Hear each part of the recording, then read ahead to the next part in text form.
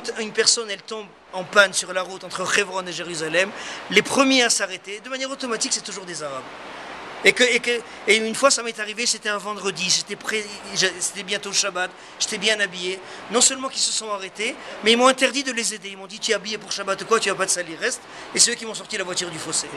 Dès le moment où on se définit comme un être croyant, alors on pense que l'être humain peut se permettre beaucoup d'erreurs, qu'il y a un contrôle de la situation. Et ce contrôle, des fois, il nous échappe, mais la divinité qui est au-dessus de nous, elle contrôle chaque étape de cette évolution historique, et donc on peut être qu'optimiste de ce côté-là. Ça ne veut pas dire qu'il faut s'endormir sous ses lauriers. On a ici un rôle à faire, et il faut le prendre au sérieux, ce rôle-là. Quand j'ai fait des travaux à la maison, le carolier, il est instituteur.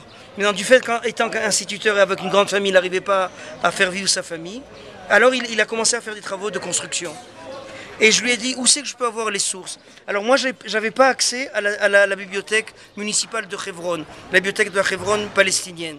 Alors ce Yasser là, et en plus il a un beau prénom, Yasser, c'est lui qui faisait l'aller-retour, il me sortait les livres, et c'est lui qui me traduisait les textes, et grâce à lui j'ai pu avoir toute cette partie de l'histoire de Hebron, où on expliquait que aux yeux de certains docteurs de la loi musulmane, il valait mieux ne pas prier sur ça.